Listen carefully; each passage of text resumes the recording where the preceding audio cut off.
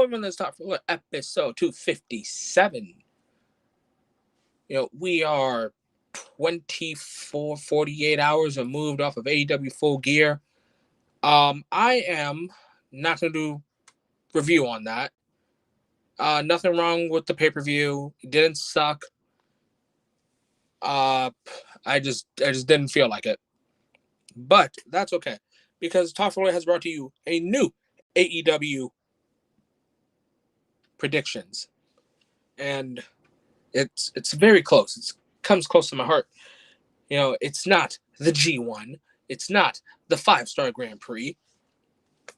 But it is AEW's Continental Classics. And if there's one thing you guys know, it's that I love tournaments.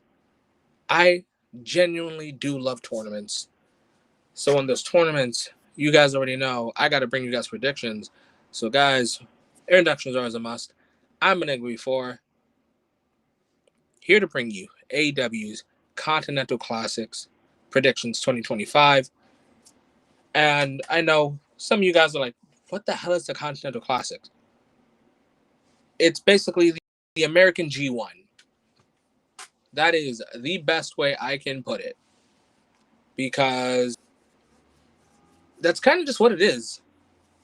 It's not the Bound for Glory series where they had like multiple different ways to get like 5 points, 3 points, 10 points. And, it's just a round robin tournament. By the end of this, you get a title match for the Unified or maybe Continental Championship. I don't know how this is going to go. But what I do know is the participants. So right now, I will go from top to bottom. So in the Gold League, we have Human Crash Course Darby Allin. Human Crash Course Dummy Darby Allin. The Bastard Pack. The Jet. Kevin Knight. Speedball Mike Bailey. The Proto Star, Kyle Fletcher. And the defending champion and last year's winner, Kazuchika Okada. How do I feel about each of these guys? I'll start off with Kazuchika Okada. No bias, no hate, even though a lot of you guys, a lot of good friends, a lot of good brothers know that I do not like Kazuchika Okada. But I will say that when it comes to these kind of tournaments, these are kind of his best matches. And I have an agenda to push, along with I need Okada to reach finals for that agenda to be pushed. So I hope he goes far in this. I hope he doesn't lose, because again, that puts a little damper on my agenda. Who do I match? I think it's either going to be Kyle Fletcher or Speedball Mike Bailey that will give Kazuchika Okada his best match. Next is the Proto Star. Smoove, one of Smoove's favorites. I remember last year, Smoove wanted Kyle Fletcher to win, so maybe this year he gets what he wants. How I feel about Kyle Fletcher in this tournament? I think it's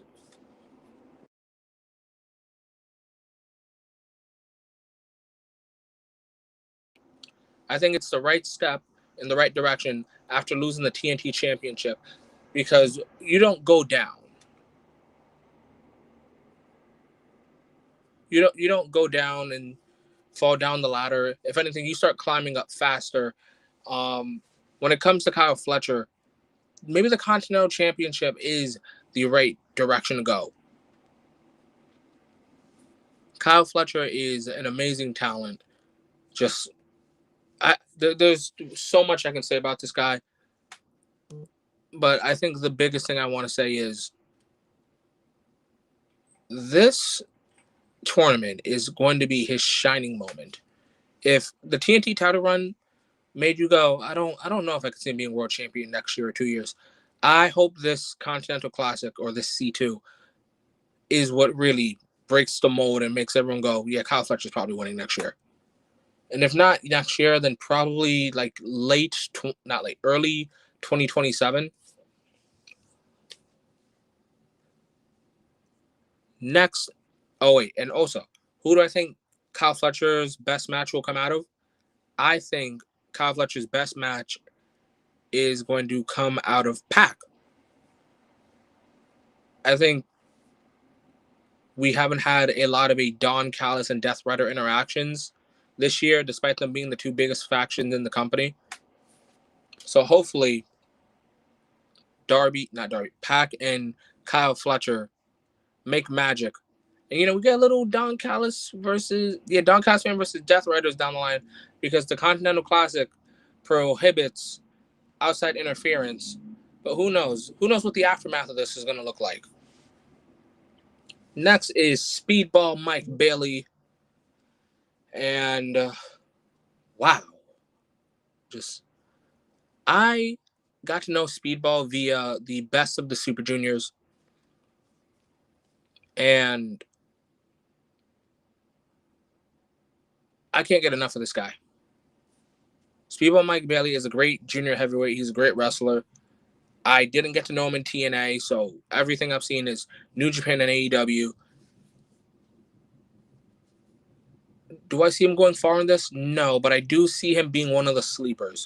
So if you don't think Speedball has a good chance of winning, even if he might not win, I think Speedball Mike Bailey has the moveset to make you believe hard enough that if I don't win, maybe your favorite's not going to win.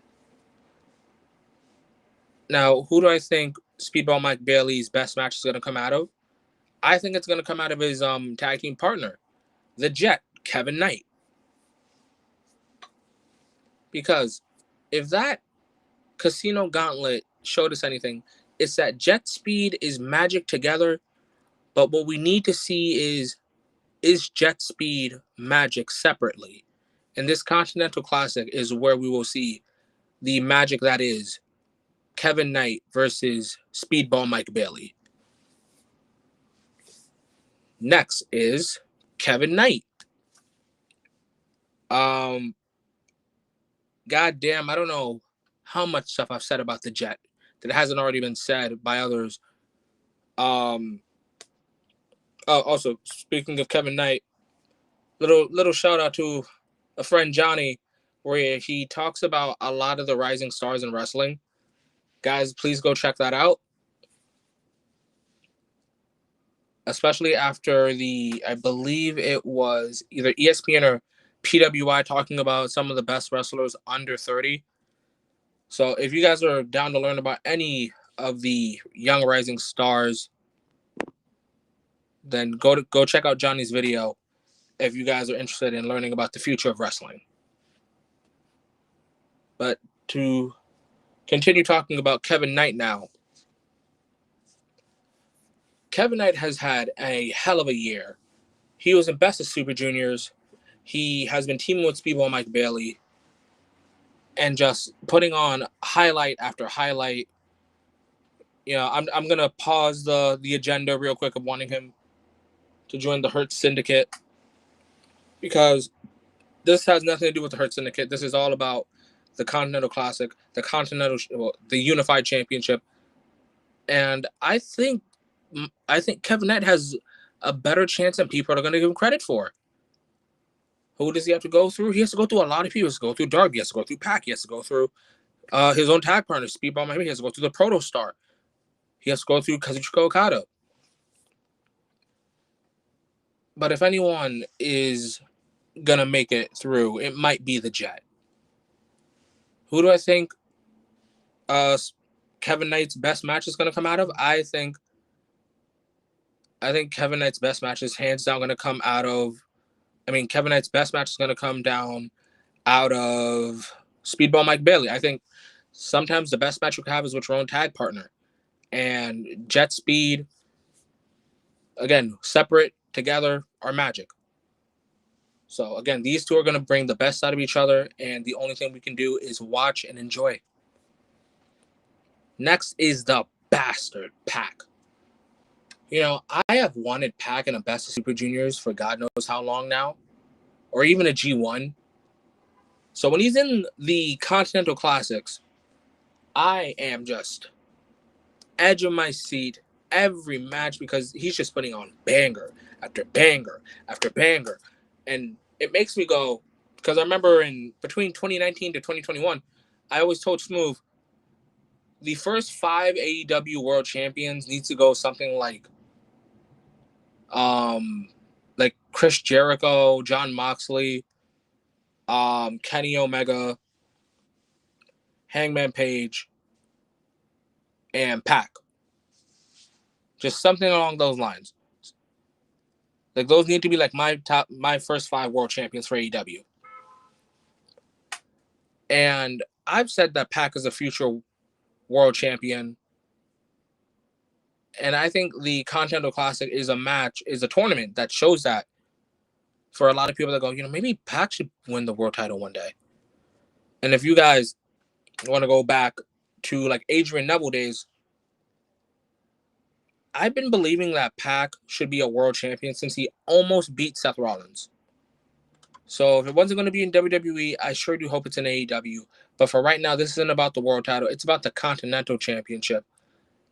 And it's funny because I believe the person that'll give Pac his best match is Kazuchika Okada.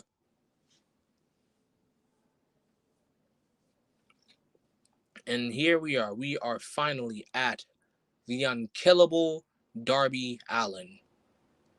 Darby, a man that has gotten hit by a bus, thrown through glass, thrown through fire, and yet he just can't die. Whoops, one moment.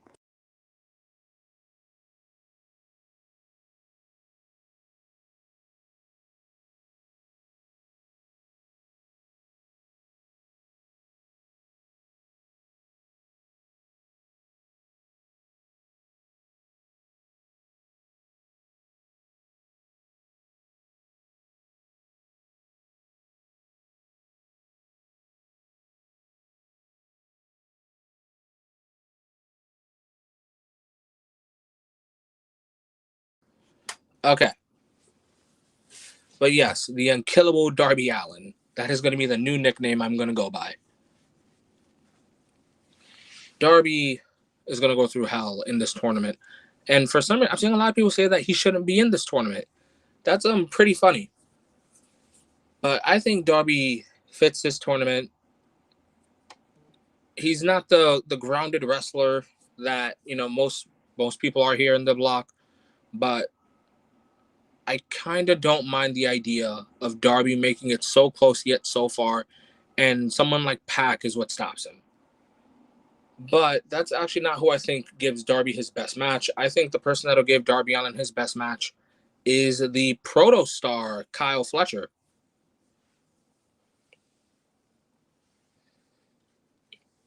Now, I'm not going to talk about who I think goes... Oh, wait. I technically do. So out of everyone I've said, out of everyone I've talked about, who do I have winning this? Begrudgingly, I have the Rainmaker, Kazuchika Okada, being the one to advance to the finals. And you know what? Maybe somewhere down the line, if not for a title, maybe just asking to run it back. Because the end of these guys wanted to run it back with Kazuchika Okada and just, really, really stand out on the second go around. Next is the Blue League. Don't know if I said Gold League when I first started this, but the Gold League, that was the Gold League. So yeah, this was the Gold League. This is the Blue League. And who do we have here? Who do we have in the Blue League? We have Konosuke Takeshita, the Alpha, the IWGP World Champion, Don Callis' first son. Kenny Omega and Will Ospreay don't count. John Moxley, Claudio Castagnoli, Orange Cassidy, Roderick Strong and Mascara Dorada. Let me just list out everyone again. Kanose Takeshita, not only the IWGP World Champion, but the 2025 G1 winner. Jon Moxley, the former AEW World Champion. And Claudio Castagnoli, maybe AEW's biggest threat. Orange Cassidy, the guy that doesn't want to do anything, but he's got to do it. Roderick Strong, the back-breaking messiah. And arguably one of the most underrated luchadors currently going on in AEW in Mascara Dorada. I'm noticing something here, guys.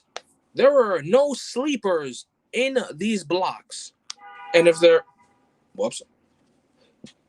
is a sleeper, then I must be wide awake because I don't see any. But I got to talk about everyone. Starting backwards. So, again, most underrated luchador currently on the AEW roster, Mascara Dorada. This man has put on bangers with Takeshita. He's put on bangers with Okada. He's put on bangers in tag matches. Now he puts on a banger in this tournament. I'm looking forward to this. And it's funny because I was nowhere near a fan of this man until he got to AEW. Hell, maybe I might want him for Best of Super Juniors next year. Who do I think Mascara gets his best match out of? I think he's going to get his best match via Claudio Castagnoli. Next, we have Roderick Strong, the back-breaking messiah. If Zack Sabre Jr. has 1,000 holds, Roderick Strong has 1,000 ways to snap your back. Pause. Roderick Strong, arguably one of the most underrated people I've ever seen in wrestling, period. I've been watching Roderick Strong since ROH. And, there are times where I sit and I wonder, why didn't he win the NXT title? There are times where I sit down and I wonder, why didn't he ever take his talents to Japan? And whether you viewed him as a cruiserweight and he won the junior title, or he was straight up a heavyweight, why couldn't he win the world title? Or just in AEW currently, just like, what is stopping Roddy from just holding gold and dominating? Hopefully this Continental Classic opens a lot of people's eyes and make you go, I need Roderick Strong to hold gold like tomorrow. Who does Roderick Strong get his best match out of? Funny, I'm going to say it again, Claudio Castagnoli. Now we have Orange Cassidy. Orange, OC. The laziest hard worker. I don't know what you're doing here, man. I don't know if you even want to be here. But Orange Cassidy in the C2, he better try. Because if he doesn't, he's going to get eaten alive because there are nothing but lions in this league. With that piece of advice to Orange Cassidy, who do I think gets the best match out of OC here? And that's simple. It's Jon Moxley. I don't think Jon Moxley and Orange Cassidy have ever had a bad match. Like, every time I've seen them, I just go, damn, maybe they can go again. Like, I nonstop will never get tired of an OC versus Orange Cassidy match. Or OC versus Jon Moxley match. Do I want to see that 10 times in 1 year? No, I do not. But if you give me that once a year, I'm all for it. Next is AEW's biggest threat. It is Claudio Castagnoli. Claudio, no gold. Just a man on a mission.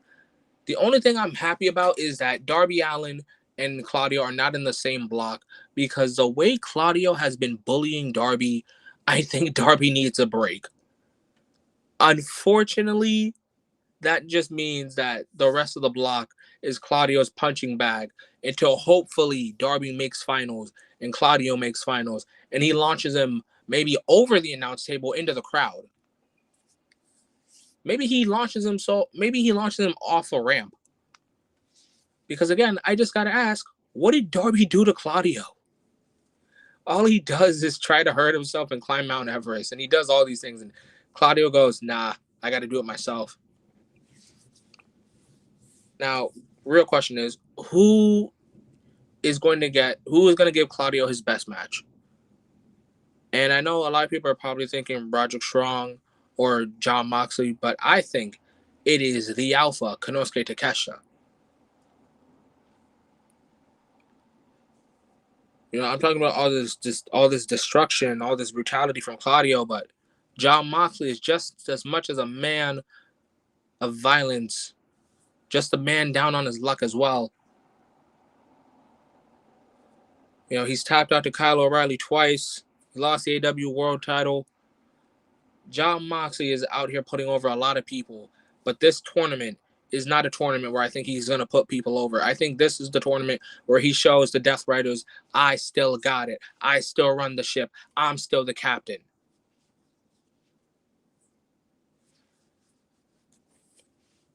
Now, the real question is going to be, who gets the best match out of Jon?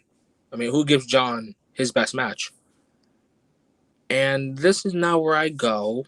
I think in a test of true loyalty, in a test of true superiority, in order to maintain leadership, I think Jon Moxley's best match will come out of Claudio Castagnoli.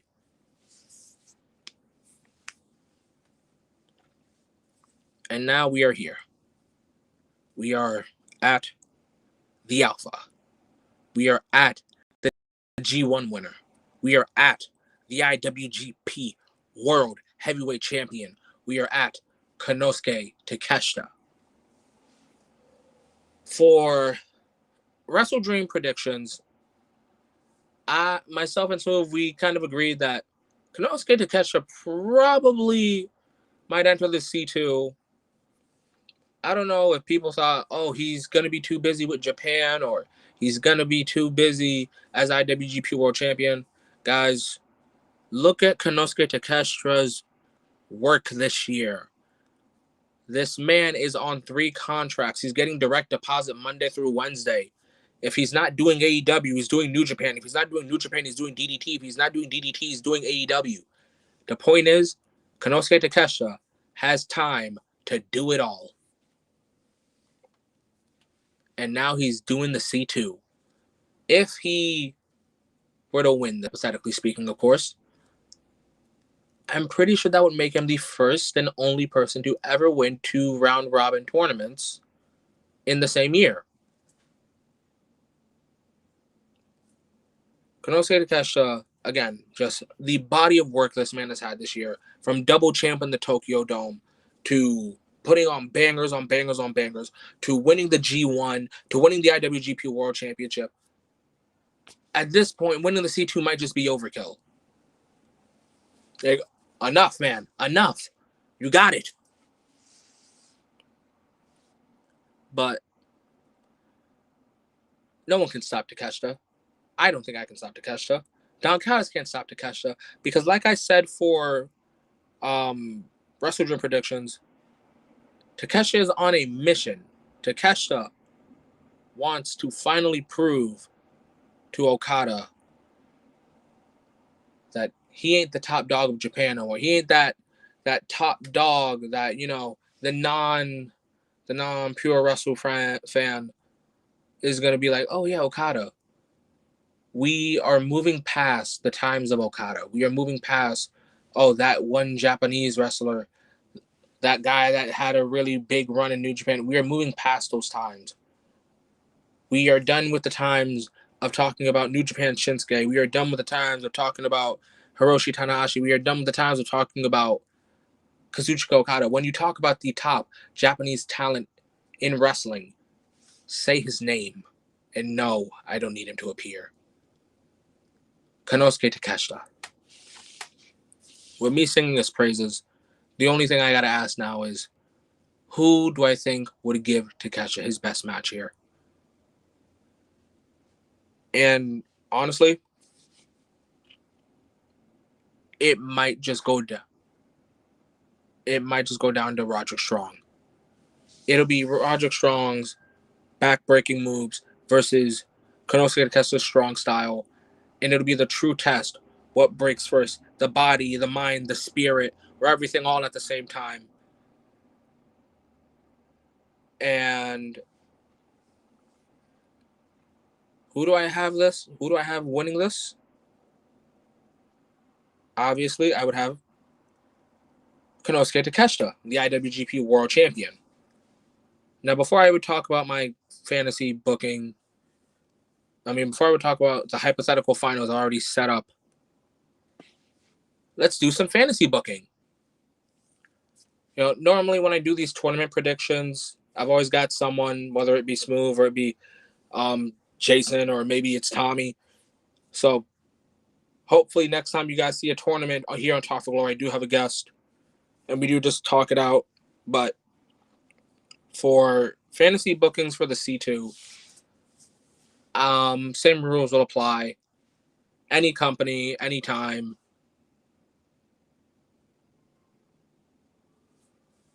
So I'm going to say now, for the Gold Star, for the Gold League, who would I love to see there? I would love to see... I'm really going to have to think about that one.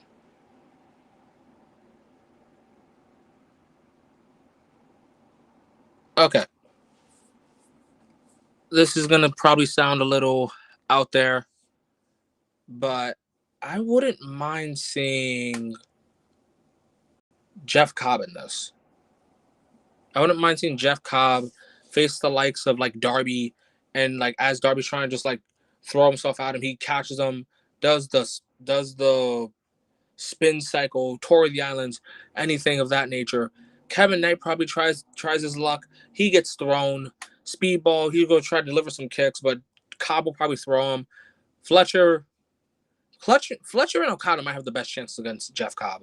But yes, I would love to see Jeff Cobb in Jonah and Obafemi competing. Oh, that is good. That is good. The Juggernaut and the Ruler. I love that. Great picks by you, Al. But yes, Jeff Cobb would be in the Gold League. Next is who would be in the Blue League. Now, this one has heavy hitters. This one has some real heavy hitters. And I think the only person that would logistically be able to go pound for pound, move for move, dive for dive, all those things in between. I think it's hands down, and this is going to be the best one. I would love to see Seth Rollins in the Continental Classic. Seth Rollins versus Konosuke Takeshita would be beast. Claudio Castagnoli would be beast. Orange Cassidy would be fun. Roger Strong would be beast. Mascara Dorada would be beast. And for the throwbacks, for the nostalgia, Seth Rollins versus Jon Moxley. What a callback that would be. What nostalgia would that feel like? No longer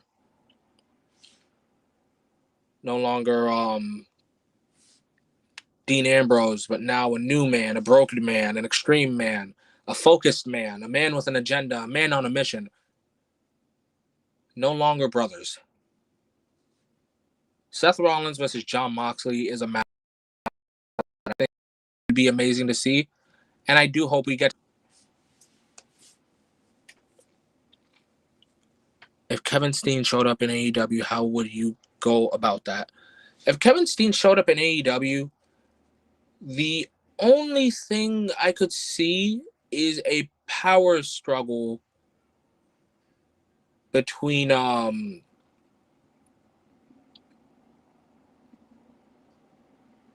this is all in the hypothetical. So I guess we're taking a moment, guys, to fantasy book this question right here, guys. But if Kevin Steen were in AEW, the only thing I would see is like a power struggle feud between Kevin Owens and Kenny Omega, feuding over who's like the true best friend of the Young Bucks and Adam Cole. You know, super, the Elite, Super Click, Dream Team, whatever they're called, or Mount Rushmore. And if you guys don't remember Mount Rushmore, you guys are too young, or you guys were just trapped in the WWE spear. But yeah, guys, that is the fantasy booking aspect.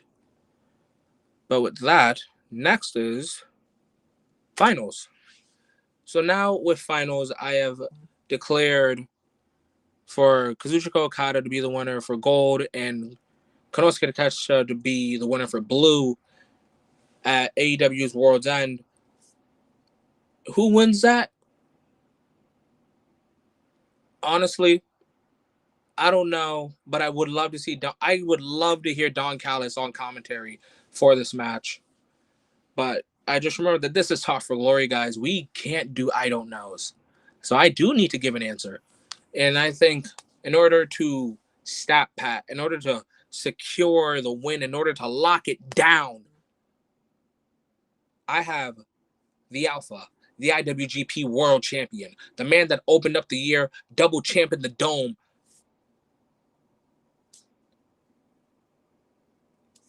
I have as your 2025 Continental Classic winner, Konosuke Takeshita. So we're going to have fun in this tournament, guys. I had fun already fantasy booking. I had fun with those comments out, and I had fun talking about the finals. But guys, also I just realized that because this is a tournament, I didn't really plug in the socials. But you guys already know when it comes to Talk for Glory, to follow the socials.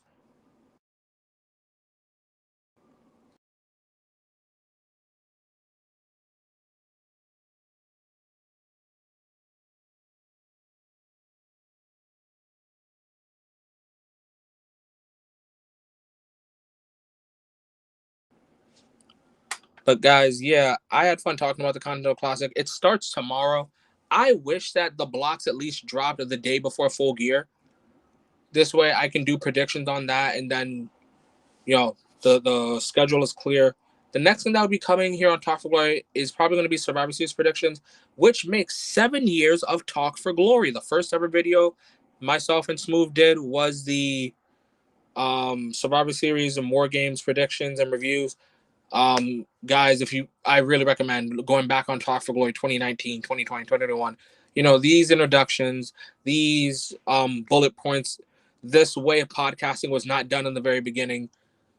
But yeah, guys, thank you guys for sticking out with us for 7 years on Talk for Glory, whether you're a fan today or a fan of last year or a fan since day one ish. Guys, that was the AEW Continental Classic predictions. Let me know some of your fantasy bookings. Let me know who's your predictions. Let me know how you guys are going to feel about the finals in general. But for the meantime, guys, I hope you guys have a great day and or night, because time zones are weird. Stay safe. And most importantly, and never forget this. Oh, don't forget, touch some grass, because wrestling's not that deep. But most importantly, guys, enjoy wrestling. Also, happy Thanksgiving.